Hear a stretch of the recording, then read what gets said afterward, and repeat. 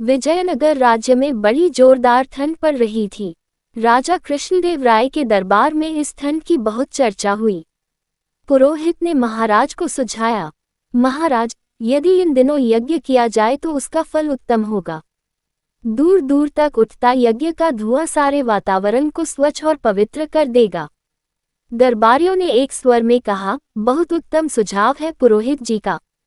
महाराज को यह सुझाव अवश्य पसंद आया होगा। दरबारियों ने एक स्वर में कहा, बहुत उत्तम सुझाव है पुरोहित जी का। महाराज को यह सुझाव अवश्य पसंद आया होगा। महाराज कृष्णदेव राय ने कहा, ठीक है, आप आवश्यकता के अनुसार हमारे कोष से धन प्राप्त कर सकते हैं। महाराज, यह महान यज्ञ 7 दिन तक चलेगा।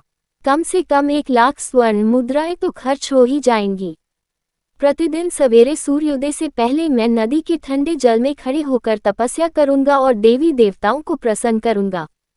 और अगले ही दिन से यज्ञ शुरू हो गया। इस यज्ञ में दूर दूर से हजारों लोग आते और ढेरों प्रसाद बंटता है। पुरोहित जी यज्ञ से पहले सुबह सवेरे कड़कड़ाती ठंड में नदी के ठंडे जल में खड़े होकर तपस्या करते, देवी देवताओं को प्रसन्न करते। लोग ये सब देखते और आश्चर्यचकित होते। एक दिन राजा कृष्णदेव राय भी सुबह सवेरे पुरोहित जी को तपस्या करते देखने के लिए गए। उनके साथ तेनालीराम भी था। ठंड इतनी थी कि दांत किटकिटा रहे थे। ऐसे में पुरोहित जी को नदी के ठंडे पानी में खड़े होकर तपस्या करते देख राजा कृष्णदेव राय ने तेनालीराम से कहा, आश्चर्य, अद्भुत करिश्मा है। कितनी कठिन तपस्या कर रहे हैं हमारे पुरोहित जी। राज्य की भलाई की उन्हें कितनी चिंता है। वह तो है ही। आइए महाराज, जरा पास चलकर देखें पुरोहित जी की तपस्या को। तेनालीराम ने कहा, लेकिन पुरोहित जी ने तो ये कहा है कि तपस्या करते समय कोई पास न आए। इससे उनकी तपस्या में विघ्न पैदा होगा। राजा ने कहा, तो महाराज, हम दोनों ही कुछ देर तक उनकी प्रतीक्षा कर लें।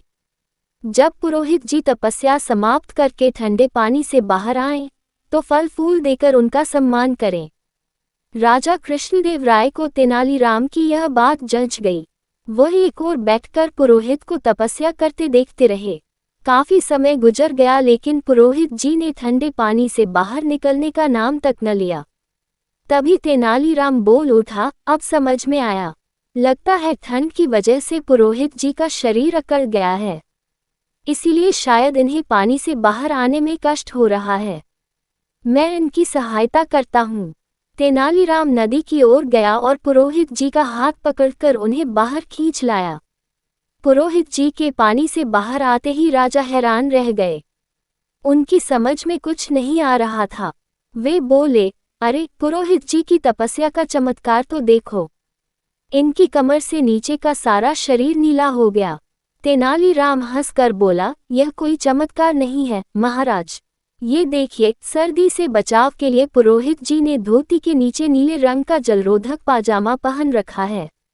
राजा कृष्णदेव राय हंस पड़े और तेनालीराम को साथ लेकर अपने महल की ओर चल दिए। पुरोहित दोनों को जाते हुए देखता रहा।